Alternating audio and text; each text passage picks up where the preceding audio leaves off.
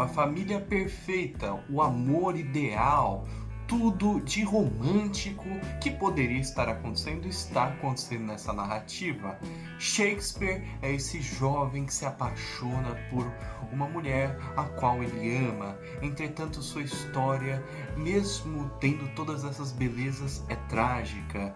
Tal mulher tem um filho e tem diversos filhos que vão adoecendo conforme o caminho, principalmente o seu filho Hamlet. O que será que Shakespeare fará nessa narrativa? Oi, eu sou o cara da cultura e aqui vem minha crítica de Hamlet.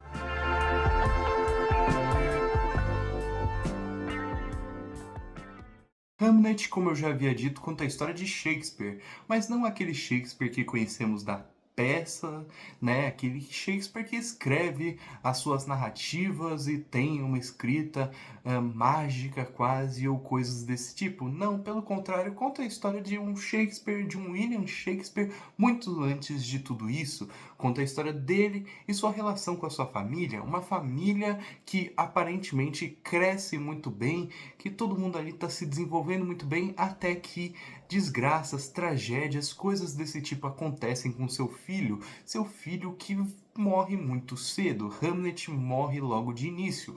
Assim, Shakespeare pensa em fazer uma peça em homenagem ao garoto e é aí que toda a narrativa vai se desenvolver propriamente.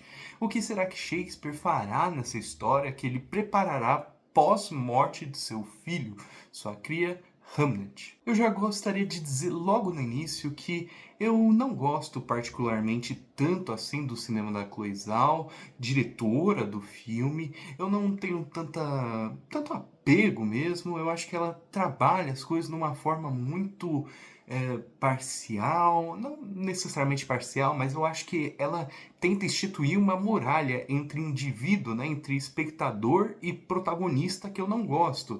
Todos os protagonistas dos seus filmes são pessoas que não são nem um pouco apegáveis ou coisas desse tipo.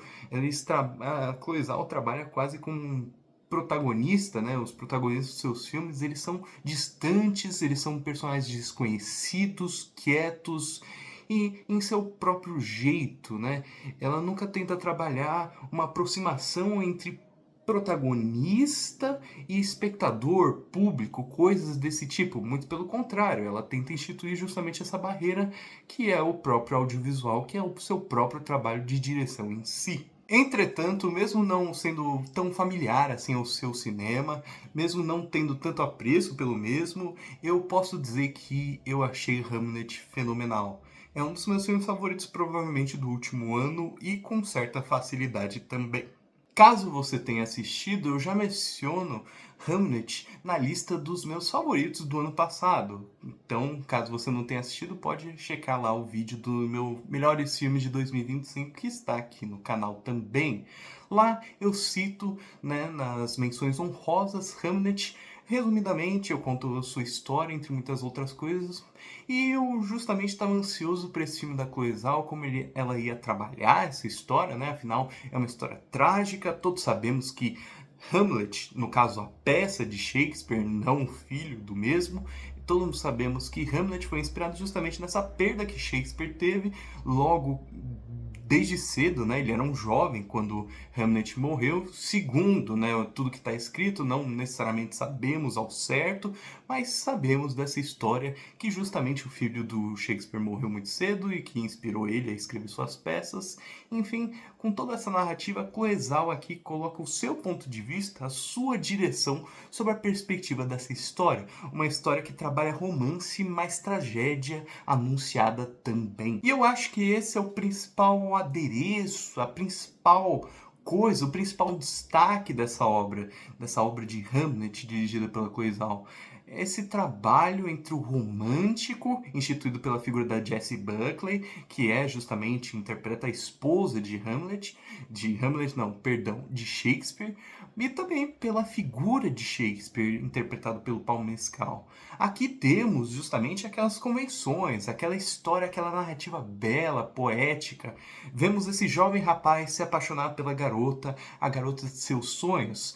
Essa garota, né, que no caso é interpretada por Jessie Buckley, ela tem todos uns trejeitos meio oníricos, ela trabalha muito bem com naturalismo, com meio ambiente, ela está inserida justamente num contexto mais camponês, que faz com que esse personagem do Shakespeare se apaixone por ela imediato. Tem um encanto que é emanado em tela muito bonito, porque o filme justamente tenta trabalhar esse grau de natural, né, no caso meio ambiente, todas as árvores, todos os gramados, etc., contracenando com aqueles personagens, que é lindo. Justamente aqui, no primeiro ato do longa, é criado toda uma figura romântica pela perspectiva desses personagens. Então, acompanhamos essa história de amor, que eu diria que é feito de maneira bem casual, não tenta ser uma narrativa estonteante, coisa desse tipo, impactante. É um romance bem casual, mas que justamente capta o espectador muito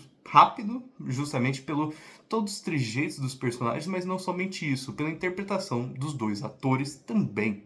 Pau Mescal tem uma figura mais romântica em relação àquele ambiente, ele é mais polido no seu personagem, é um personagem que tenta ser mais sério, mais abrupto, mas tem toda uma questão do romance, ele é um galanteador daqueles períodos, então ele trabalha numa atuação aqui mais teatral. O Pau Mescal, por grande parte do filme, ele justamente tenta emanar teatralidade, uma teatralidade que está justamente inerente à figura do Shakespeare, né? Afinal, ele é praticamente um mestre dos teatros.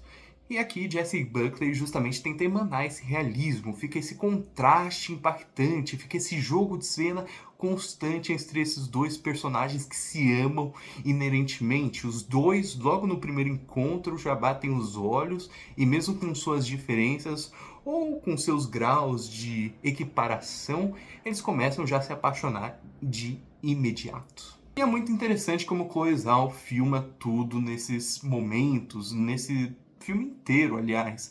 Ela tenta colocar esses graus de cinza, é um filme muito cinzento, com pouco contraste, com pouca iluminação, que eu geralmente não gosto tanto, mas aqui ela desenvolve uma ideia de que esse romance está prestes a acabar. Então a fotografia serve como alicerce imediato para essa narrativa, uma narrativa que quer falar sobre esse romance que não pode existir numa idade em que o romance não poderia mesmo existir, nessa idade mais pacata, eu diria, mais anterior à nossa, né, aos nossos tempos, não existe esse romance perfeito, né, onde qualquer pessoa, por qualquer doença, pode morrer. Não existe esse lado da vida, esse lado do romântico, de amoroso, coisa desse tipo. Então, justamente Chloe Zhao coloca todo o público, mesmo nos momentos mais românticos, de maior intensidade, sobre uma perspectiva cinza. Tudo aqui é capturado de uma perspectiva cinza e pacata. Conforme a narrativa avança, justamente somos apresentados essa família de Shakespeare